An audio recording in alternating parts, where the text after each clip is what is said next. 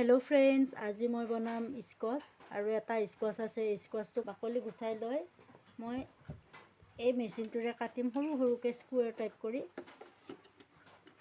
আৰু মই ইফালে সৰিয়হ লৈছোঁ আৰু পপি চিড লৈছোঁ আৰু অকণমান বাদাম লৈছোঁ কেইটামান। এইখিনি ভাজি ল'ম। গোটেইখিনি ৰেডি কৰি উঠি মই কেনেকৈ বনাওঁ আপোনালোকে চাওকচোন।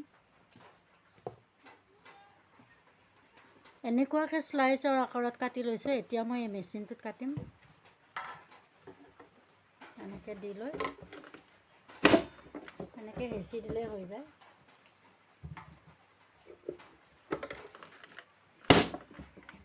এনেকৈ গোটেইখিনি মই কাটি লওঁ।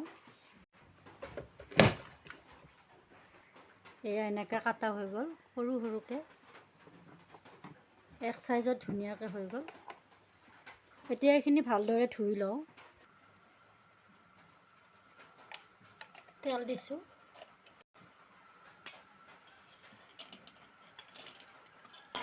অকণমান বাদামখিনি ভাজি লওঁ।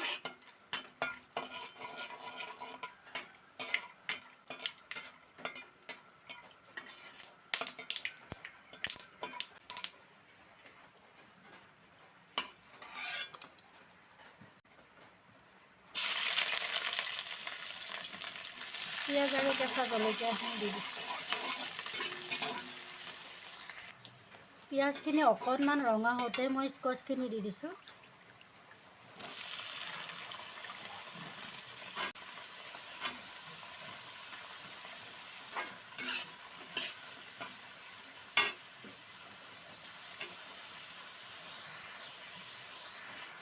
এক চামুচ নিমখ দিছোঁ। নিমখখিনি দিয়াৰ পিছত নৰম হৈ যাব আৰু স্কচখিনি সিজি উঠিব। এতিয়া ভালদৰে সিজি লওক, তাৰপিছত মই মছলাখিনি দি দিম।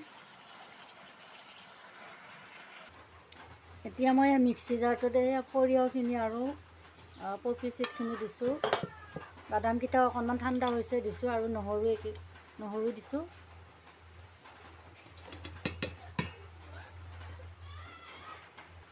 অকণমান গৰম মছলা, হালধি দিছোঁ 1 চামুচ, আদা দিছোঁ অকণমান, জালুক দিছোঁ কেইটামান। অকণমান পানী দি এইখিনি মই মিক্সি গ্ৰাইণ্ডাৰত পিচি লৈ আহিম। এইখিনি ভাজা খাইছে, তেলখিনি ধুনীয়াকৈ ওপৰত উঠি আহিছে, সিজিও গৈছে। এতিয়া মাজত অকণমান এনেকৈ খাই উলিয়াই লৈ এই তেলখিনি ইয়াতে এনেকৈ আহি যাব যে, এই তেলখিনি তলিত আহি গৈছে। এতিয়া মই এই পেষ্টটো দি দিছোঁ।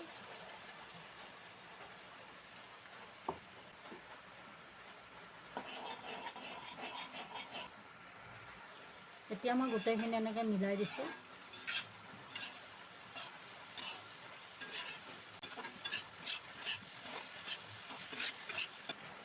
অকণমান জলকীয়াৰ গুড়ি দিছোঁ। জলকীয়াৰ গুড়িখিনিত জাৰ আছে, সেইকাৰণে অকণমান দিছোঁ।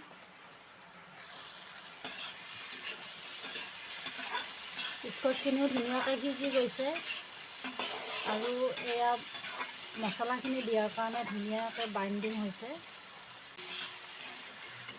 চাওকচোন কিমান ধুনীয়া লগা হৈছে, দেখাতে ভাল লগা হৈছে, খাবলৈ ভাল লগা হ'ব। মিক্সি গ্ৰাইণ্ডাৰটো ধুই কেনে পানীখিনি দি দিছোঁ।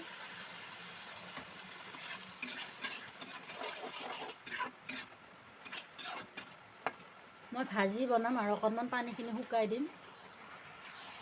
এয়া স্কচ খাই ভাল নালাগিলেও এনেকৈ বনালে বহুত ভাল লাগে। স্কচখিনি খাই কোমল কোমল নৰম নৰম হৈছে। আপোনালোকে কাটিবলৈ মেচিনটো নহ'লে ঘৰতে হাতেৰেও এনেকৈ কাটিব পাৰি, অকণমান টাইম লাগিব। এনেকৈ সৰু সৰুকৈ কাটিলে ভাল লাগে, মছলাখিনি ধুনীয়াকৈ সমানে সোমাই যায়। এয়া চাওকচোন কিমান ধুনীয়া হৈছে। এতিয়া মই গেছটো অফ কৰি দিছোঁ আৰু এইফালে পেনখনত মই তেল লৈছোঁ, পিঁয়াজ দিছোঁ,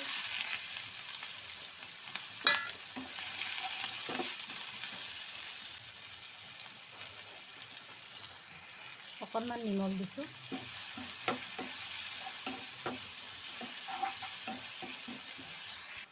এনেকৈ পিঁয়াজখিনি অকণমান সময় ভাজি ইমান সহজতে এয়া কণী ভাজি হৈ গ'ল। এয়া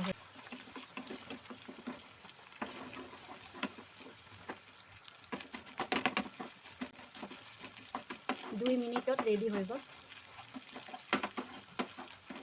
এয়া চাওক, কম সময়ৰ ভিতৰতে মই স্কচ ভাজিখিনি বনালোঁ আৰু এয়া কণী ভাজিখিনি।